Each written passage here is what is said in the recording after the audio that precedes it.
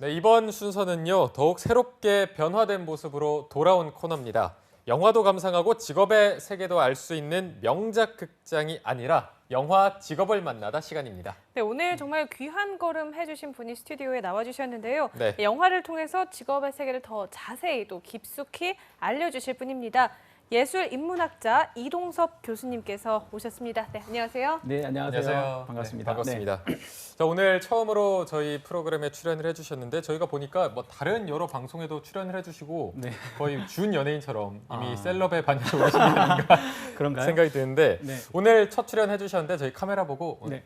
소감 한마디 한번 해주시면 감사하겠습니다. 네, 사실 저는 예술 작품을 통해서 이제 인문학을 사실 좀 어렵게 보통 느끼시잖아요. 네네. 그래서 예술 작품을 통해서 인문학을 좀 쉽고 재밌게 알리고 있는 이동섭이라고 합니다. 네. 네, 앞으로 많은 도움 말씀 주실 거라고 되게 기대가 많이 되는데요. 네. 영화 속에 사실 저는 영화를 보면서 등장인물의 직업에 대해서는 크게 신경을 쓰지 않았던 것 같아요. 그런데 생각해보니까 영화에 되게 다양한 직업이 등장하는 것 같거든요. 네, 맞습니다. 저도 사실 제가 영화 시나리오 작가 출신이거든요. 아, 네. 그래서 시나리오 쓸 때 가장 먼저 하는 것 중에 하나가 이 주인공에게 어떤 직업을 선택하게 할 것인가예요. 왜냐하면 주인공의 성격이 드러나는 것은 결국 그 사람이 어떤 직업을 하느냐에 관련되어 있거든요. 네. 네. 바꾸어 얘기하면 의사인데 막 성격이 막 허둥지둥 이러면 약간 정통 드라마에 나오긴 좀 어렵겠죠. 맞지가 않네요. 네, 그래서 인물의 성격을 규정하는 첫 번째 요소가 바로 직업입니다. 그래서 직업을 그 사람이 어떤 직업인지를 보면 그 사람의 성격이 어떤지 좀 이렇게 가늠할 수가 있죠. 예, 예. 네, 직업이 생각보다 필수적인 요소가 된다고 말씀해 주셨는데 자, 그러면 오늘 영화 속 직업의 세계로 한번 빠져보도록 하겠습니다. 오늘 첫 번째 준비해 오신 영화는 어떤 게 있을까요? 사실은 요즘 뭐 감성 경영 시대다 뭐 이런 얘기를 하면서 단순히 뭐 스펙만으로는 좀 힘들잖아요. 네. 그래서 약간 문화적 교양이랄까 이런 것들이 좀 필요한 시대 같은데요. 네. 그래서 오늘 첫 번째 영화로는 아마 제목은 누구나 다 들어서 알 것 같은데요.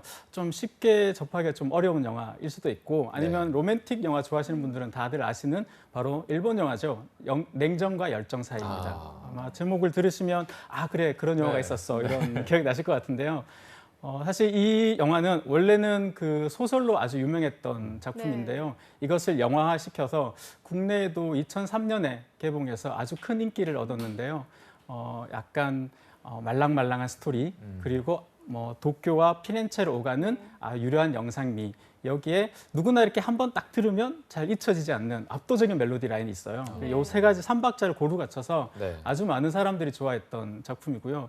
또 최근에 비교적 최근이죠. 개봉하고 나서 한 10년 지난 후에 재개봉이 될 만큼 아주 뭐 멜로를 넘어서 영화를 좋아하시는 분들은 다 아시는 바로 이 냉정과 열정 사이를 준비했습니다. 네. 네, 저도 피렌체 여행을 준비하면서 이 영화를 처음 봤던 기억이 나는데요. 네. 영화 내용을 잠깐 소개해 주시죠. 네, 이 영화는 지금 좀 더 자세히 얘기하면 약간 스포일러가 될 수 있으니까 최대한 약간 주인공 관점에서만 네. 말씀을 드리자면 피렌체에서 복원사, 즉 미술 복원을 직업으로 하고 있는 준세이라는 이 일본 학생이 있는데요. 근데 이 사람이 이제 공방에서 실력을 인정받아서 17세기 초반에 아주 이제 명작인데요. 아주 훼손이 심해요. 그래서 이걸 처음으로 혼자 맡게 됩니다. 네. 그러니까 동료들이 이제 질투도 하고 부러워도 하는데요.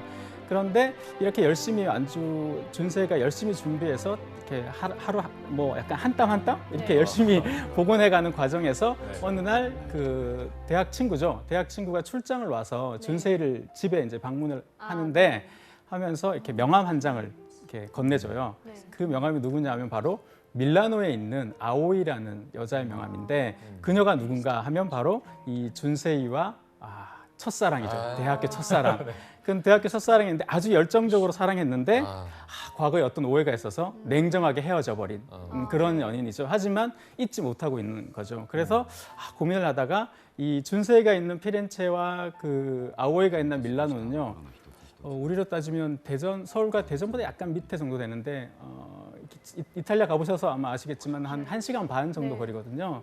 그래서 복원을 열심히 하다가 준세가 도저히 집중이 안 되는 거예요. 이 복원 과정이. 그래서 급히 기차를 타고 밀라노에 군요. 만나러 갑니다. 네, 이 첼로 연주. 네네. 네, 아마 들으시면 기억나실 것 같은데요. 그래서 아오이를 만나는데 아마 그런 경험 있으신 분들 아시겠지만 첫사랑의 그녀를 아주 오해로 헤어졌다가 시간이 지나서 다시 만난다고 해서 이렇게 좀 약간 서먹서먹한 그런 분위기 있잖아요. 그러던 차에 약간 씁쓸하게, 왜냐하면 아오에겐 이미 너무나 괜찮은 다른 남자가 있거든요. 그래서 약간 실망도 하고 다시 이제 돌아왔는데, 다시 피렌체로 돌아오니까 자기가 그렇게 집중해서 하고 있던 이 그림을 누군가 정말 칼로 난도질을 해놓은 거예요. 아이고. 누가 봐도 이거는 복원을 할 수 없을 정도로. 네. 그래서 이제 준세이는 담당자 책임자니까 이제 경찰에 잡혀가기도 하고, 근데 끝내 범인은 밝혀지지 않아요.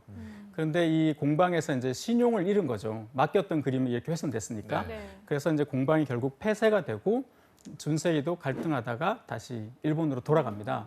돌아가서 이제 첫사랑인 아오이와에 대한 이야기들이 이제 회상으로 쭉 나오다가 고민 끝에 밀라노에 있는 아오이에게 장문의 편지를 써요. 네. 손편지죠. 네. 편지를 쓰고 그 편지를 이제 아오이가 읽고 또 어떤 반응을 보이겠죠. 영화를 통해서 직접 확인하시기 네. 바랍니다. 참 잘 끊으시는 것 같은데. 네.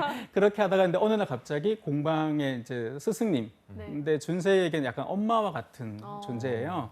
그분이 정확한 이유는 잘 불명확하지만 어쨌든 그 스트레스와 우울증인지 그런 걸로 자살을 하시고 그 계기로 다시 피렌체로 준세이가 오고 자기 안에 있던 복원에 대한 열정이랄까요? 이런 게 되살아나면서 다시 일본에서 짐을 싸서 와서 이제 성공하고 그리고 이제 첫사랑 그녀를 이제 10년 후에 원래 피렌체 두오모 성당에서 만나자라는 약속을 했었거든요. 네.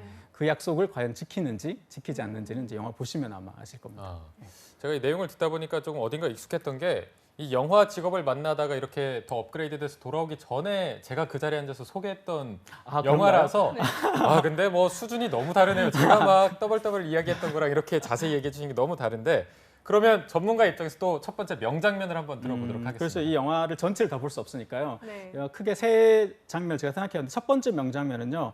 아무래도 이 저희 영화 시작할 때 도입부에 네. 나오는데 준세이라는 이 주인공의 캐릭터를 보여주는 바로 직업. 이 직업이 어떤지를 설명해주는 장면이 나옵니다. 그 직업이 나오는 장면을 보면 이 준세이는 이제 미술 복원사인데요. 사실은 미술 복원사는 굉장히 꼼꼼해야 되고 섬세해야 되고 그러면서도 그렇죠. 이 마치 화가가 된 듯한, 바꿔 얘기하면 우리가 빈센트 van 고흐 그림을 복원한다 그러면 최고의 복원은 바로 그 빈센트 van 고흐가 살아서 이 그림을 하는 게 최고잖아요. 근데 그럴 수는 없잖아요. 네. 그렇다 보니까 그 사람의 약간 빙의 하듯이 해야 되지만 굉장히 이성적이면서도 감성적인 이 두 영역을 다 아울러야 되거든요. 그래서 준세이의 성격이 초반에 보면 그런 장면들이 나옵니다. 이 사람이 굉장히 감성적이면서도 굉장히 이성적인 그런 어떻게 보면 냉정과 열정을 다 갖고 있는 그런 이제 캐릭터인 거죠. 네, 미술품 복원가라는 이름을 처음 들었을 때는 어떤 일을 할지 대강 그냥 뭐 예전의 작품을 복원하는 일인가 보다 이렇게 단순하게 생각했었는데 방금 영상을 보니까 흰 가운을 입고 등장을 하더라고요. 네. 그러면 정확히 어떤 업무를 하는 거를 미술품 복원사라고 하는 건가요? 한마디로 하면 이제 그림 의사이죠. 그림 의사. 페인팅 닥터 이렇게 말할 수 있겠죠. 네. 그림이 아프면 이제 이 찾아오는 병원 같은 곳이라고 생각을 하시면 쉬울 것 같고요.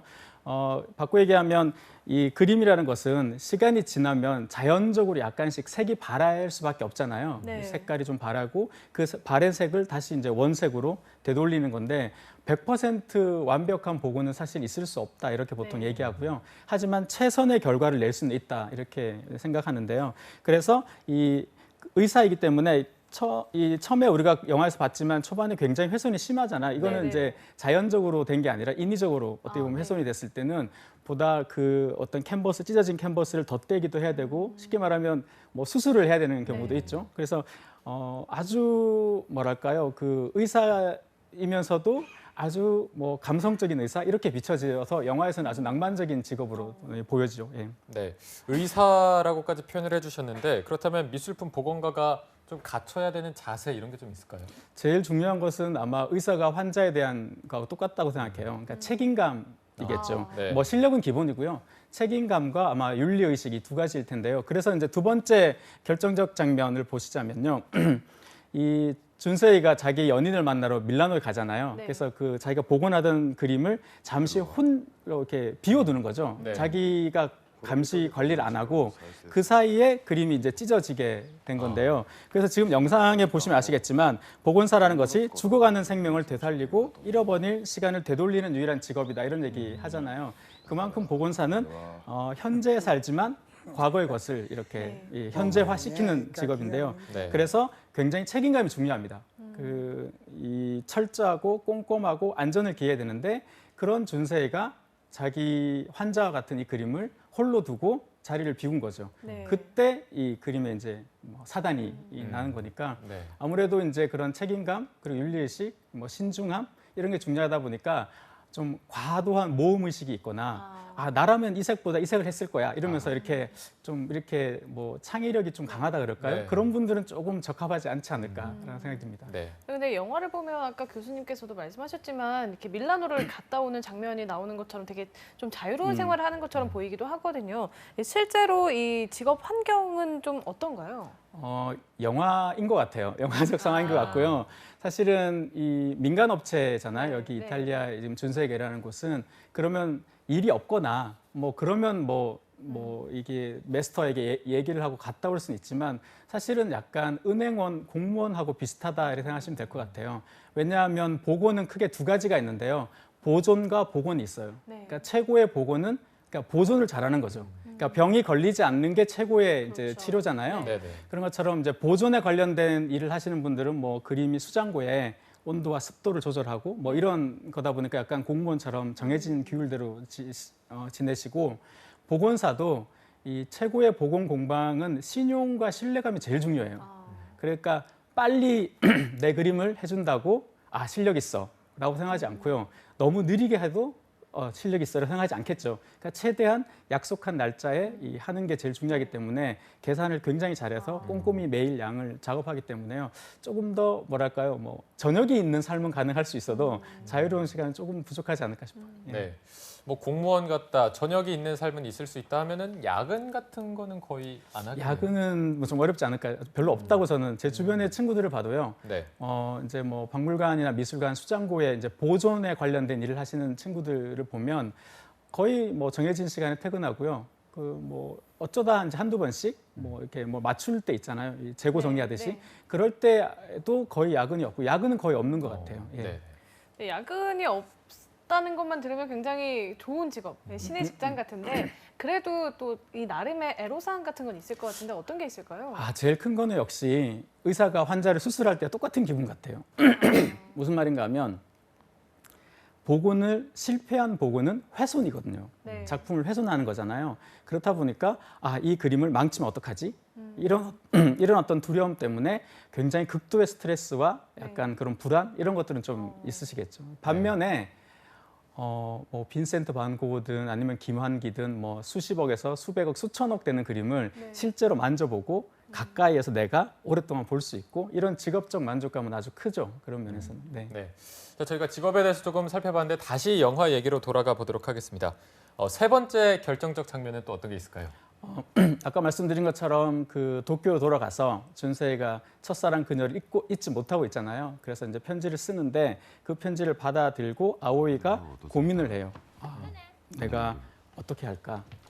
그러니까 공중전화 박스에 들어가서 굉장히 이제 갈등을 하다가 전화를 할까 말까 고민하는 장면이 있거든요. 사실 우리가 왜 그런 거 있잖아요. 그 새벽 1시인가요? 뭐 자니 타임이라 그러나? 네. 그런 지나간 사랑이 기억나는 시간? 그런 시간처럼 이 준세의 편지를 받아들고 아오이가 이제 어떻게 하지? 이 편지에 답장을 써야 되나? 아니면 이렇게 밀라노를 쭉 걷다가 이 공중전화 이 박스에 들어가거든요. 지금 세대들은 어떻게 보면 조금 뭐랄까요? 낯설 수 있죠. 공중전화라는 것이. 근데 이 공중전화에 들어가서 고민을 해요. 전화를 다시 할까 말까? 전화를 하면 약간 그런 거죠. 김동률 노래처럼 다시 사랑한다 말할까인 거고 전화를 하지 않으면 첫사랑은 뭐 달콤한 패배라는 말이 있잖아요. 그것처럼 그냥 뭐 지나가고 새로운 사랑을 할까?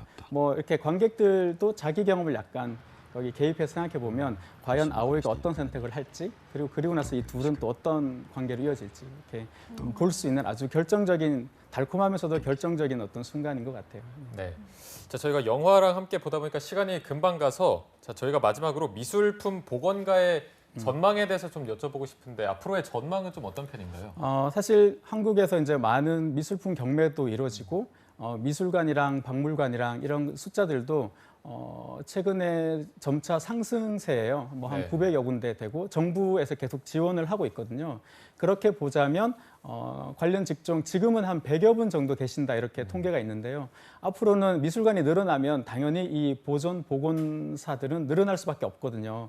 그렇다 보니까 전망이 그래도 괜찮은 편이죠. 네.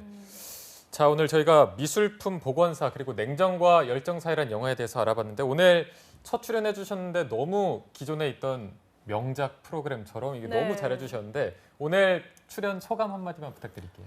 네. 저희 이 영화를 통해서 사실은 직업을 소개하고 이 직업이 처한 현실이랄까요? 이런 것들을 좀 더 간접적으로도 소개하고 그렇게 해서 명작 영화 감상을 통해서 직업의 세계도 간접적으로 체험할 수 있어서 지원자분들이 조금 도움이 되는 그런 방송이 됐으면 좋겠습니다. 네. 네, 생소한 직업도 알게 됐지만 굉장히 좀 교양이 높아진 것 같은 맞아요. 기분이 들어서 좀 유익했던 시간이었던 것 같습니다. 오늘 영화 직업을 만나다의 첫 시간이었는데요. 예술인문학자이신 이동섭 교수님과 함께했습니다. 다음 주에는 또 어떤 직업이 소개될지 기대 많이 해주시고요. 오늘 수고해주신 이동섭 교수님 감사합니다.